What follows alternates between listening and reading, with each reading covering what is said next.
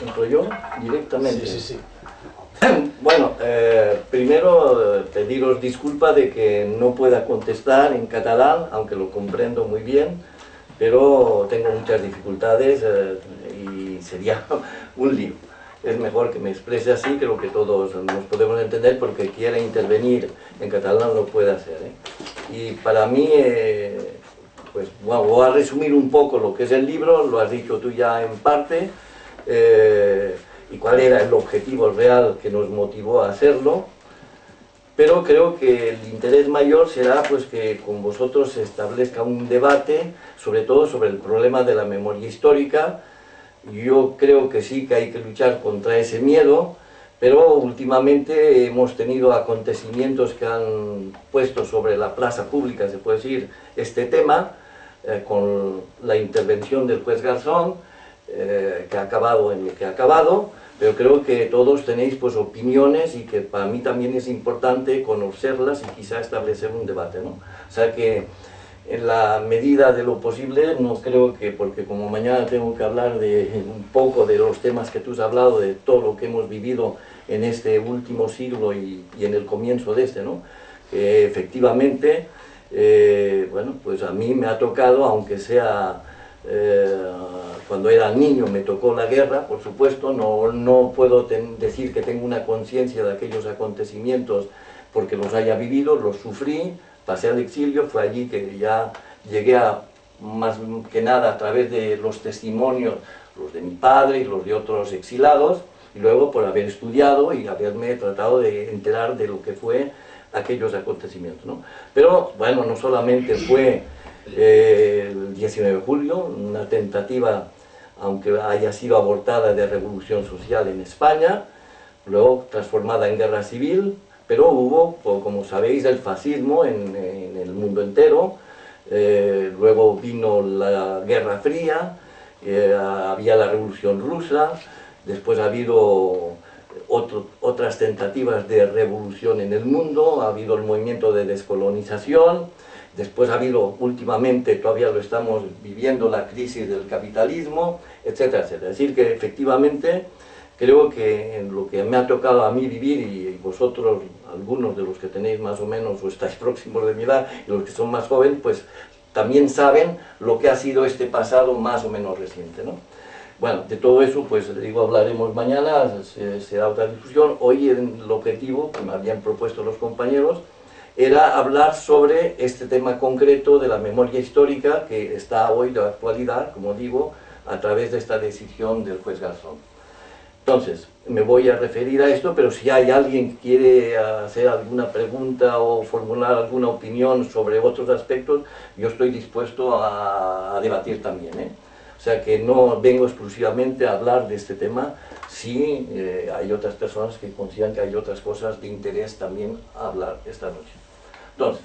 en cuanto al libro, efectivamente nosotros comenzamos a escribirlo, a prepararlo y después a redactarlo, se puede decir que a principios de 2006 en realidad. Y se trataba de hacer una obra rápido, es decir, no tenía que ser una investigación histórica muy exhaustiva, pero se trataba de darle a los lectores y a todo el que pudiera interesarse por el proceso de la recuperación de la memoria histórica el máximo de información de cómo ese proceso se había generado. Es decir, este proceso no nos surge de la nada, pero sabéis que después de la muerte de Franco, pues hay unos años de transición, que se llama, que se presenta como una transición modélica no solamente para los españoles, sino para el mundo entero, pero pues sabéis el precio que hubo que pagar para que de la dictadura se pasara a la democracia. Una democracia que, como dijo Franco, atada y bien atada, y todo ese proceso pues dio como resultado que pasaran muchos años, después de la muerte de Franco, pues todavía hoy, 2008, todavía esta democracia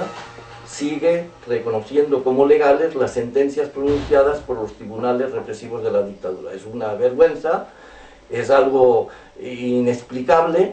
pero sin embargo es así. Y pese a que ha habido pues etapas de gobierno, que se puede decir de gobiernos socialistas, que podrían haber procedido a esa, por lo menos a la anulación de esas sentencias. Más vergonzoso es que todavía hace cosa de un mes o un mes y medio, un mes más o menos, ha tenido que venir de México, precisamente, donde estaba exilada, la nieta del el presidente Companys. Y ha tenido que venir para pedir algo al Ministerio de la Justicia que le den un certificado conforme el cual las autoridades de hoy dicen pues que Companys fue injustamente sentenciado y ejecutado. Sí, ni siquiera ha sido la Generalidad la que ha pedido esta reivindicación. O sea, estamos en ese proceso, ¿no? Y en ese proceso pues es en el que habrá que analizar la intervención, lo que vale y lo que no vale, de la intervención jurídica y política e histórica del juez Garzón. Bueno, entonces digo, cuando nosotros comenzamos a preparar el libro, y el compromiso con la editorial era ese, era pues elaborar un libro bastante resumido, que no fuera muy extenso, en el que pudiéramos dar, primero, una información, como he dicho antes, no exhaustiva, pero que lo esencial, de todo lo que habían sido las leyes represivas de la dictadura franquista. Es decir, que estuviera ahí lo que fue lo que el sistema elaboró para dar una apariencia de legalidad a los crímenes que se estuvieron cometiendo pues, durante casi 40 años, ¿no? En el libro no hablamos de lo que fue la represión del comienzo de la guerra, cuando pues, no había ni siquiera esa tentativa de dar legalidad a los asesinatos cometidos por la represión franquista.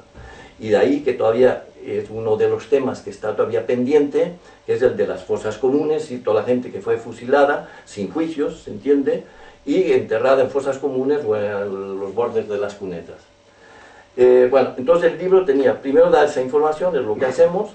explicamos lo que eran a medida que fue pasando los años de la dictadura, se fueron modificando esas leyes, pero damos ahí todos esos pasos,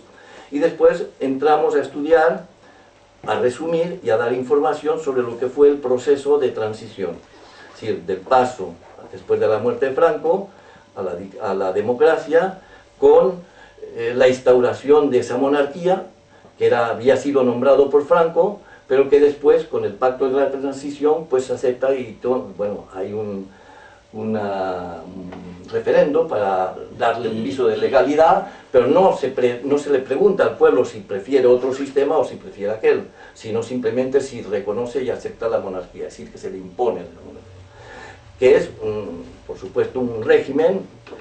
que viene pues de la dictadura y que no es solamente esa institución, la monárquica, sino que son todas las instituciones del Estado y todos los poderes fácticos, el ejército, la iglesia, el aparato judicial, todo el aparato represivo, etc. Todo eso pasa de la dictadura, de repente pues se transforma en demócratas. No solamente los que eran antes franquistas se vuelven demócratas, sino que las instituciones que habían servido para justificar y legalizar la represión se vuelven de repente también demócratas. Pero claro, en su actuación no lo son de apariencia.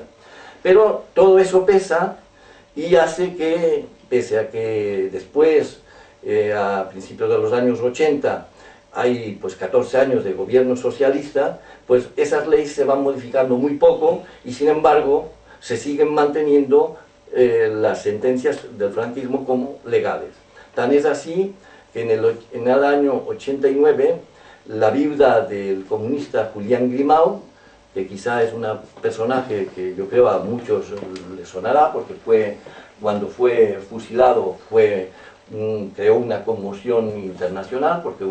estuvo detenido durante varios meses y eso permitió que se hicieran campañas tratando de salvarle la vida en el mundo entero. Pese a eso, el régimen lo fusiló en el año 1963. Pues la viuda, en el año 89, aprovechando de que había un gobierno socialista, presentó un recurso de revisión ante el Tribunal Supremo, tratando de dar argumentos suficientes para pedir la anulación de esa sentencia en base de que se le había acusado de crímenes cometidos durante el franquismo pero sin pruebas. El Tribunal Supremo, que está dominado por supuesto por una magistratura que es de derecha, pues, y que es la sala quinta del Tribunal Supremo, que es sala quinta de lo militar, que es la que